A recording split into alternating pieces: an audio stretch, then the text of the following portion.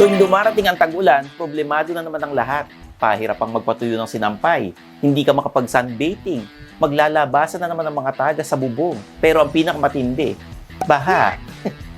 Pag naabutan ka ng medyo malalim na tubig sa daan, dalawa lang ang ipagdarasal mo.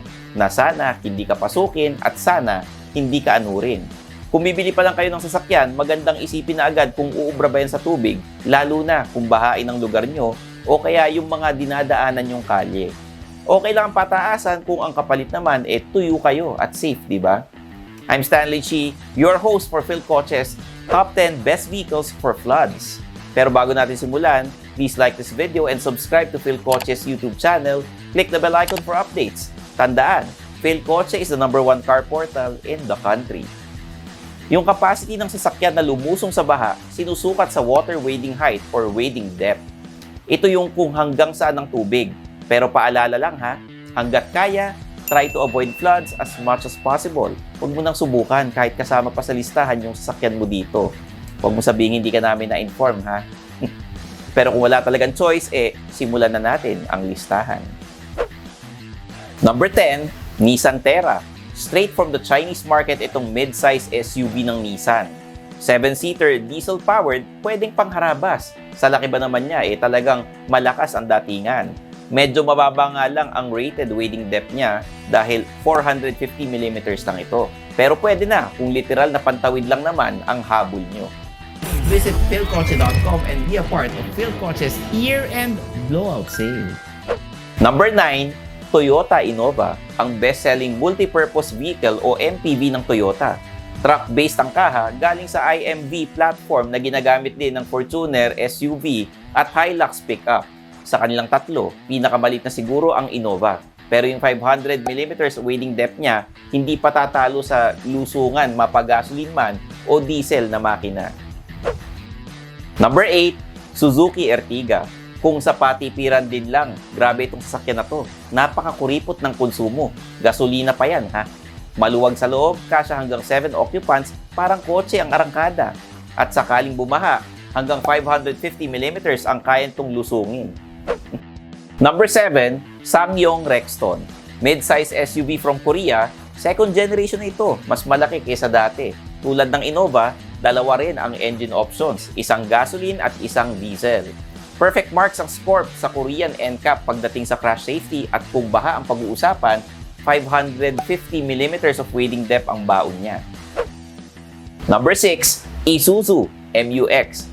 Actually, hindi ko maintindihan yung pangalan nito. May MU na, may X pa. Nyeh. Bilang Isuzu, asahan nyo ng bulletproof ang makina niyan. Parehong diesel, yung isa matipid sa krudo, yung isa malakas ang hatak.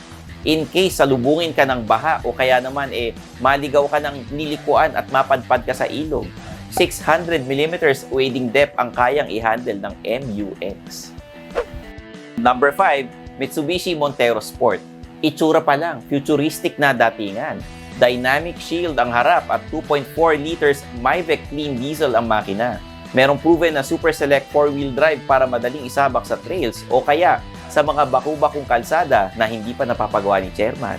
Uy, shoutout sa mga Chairman dyan. Bagay ang 700mm na wading depth para sa off-roading. Number 4, Chevrolet Trailblazer. Platform twin ng Isuzu MU-X pero mas maraming features. Very premium ang interior lalo na para sa pamilya. Yung Z71 variant, lagyan mo lang ng 2-inch lift at aftermarket wheels, pwede nang isabak sa sapang bato.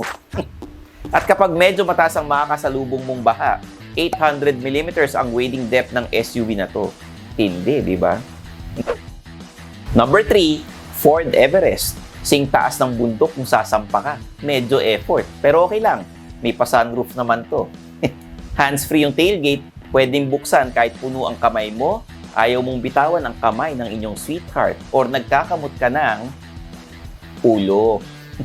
Gawa sa ultra-high strength steel ang kaha at dahil 800mm ang wading depth, hindi ito takot lumublob sa tubig kahit wala ka sa mood mag-swimming. Number 2, Ford Ranger Raptor. Mas mataas ang tindig kaysa sa standard na Ranger. Mas hitik sa muscles ang itsura at higit sa lahat, as in, bi-turbo ang makina. Kayo ha, ano inisip nyo? Gaano kalalim ang kaya? 850mm lang naman. At Como pickup, pwede pang lagyan ng rescue equipment para naman makatulong sa mga nangangailangan ng rescue sa baha. Number 1, Land Rover Defender. Hindi ito yung classic na kilala natin ha. Ang tinutukoy ko is yung bago for 2021. Kakaiba ito dahil aluminum unibody ang gamit niyang kaha kumpara sa steel ladder frame ng dati. Mas maganda lihin, mas swabe ang handling. Kung yung mga lumang Defender hanggang 500mm lang ng tubig ang kaya, eto halos doble. Ang bagong Defender ay may 900mm na wading depth. Astig, di ba? There you have it, PhilCoach's Top 10 Best Vehicles for Floods. Mga walang atrasan kapag umagos na ang baha. Bahala na kayo kung alin dyan ang iharap nyo kapag bumagyo. Basta kung ano man ang dala nyo, dapat bilbit ang iba yung pag-iingat at common sense. Ulitin ko ha, iba yung pag-iingat at common sense. Okay? I'm your host, Stanley Chi, for PhilCoach's Top List. Please help us reach 100,000 subscribers before the end of the year. Kita-kits sa next video. Paalam! Thanks for watching. Don't forget to subscribe to PhilCoach, the country's #1 online car portal.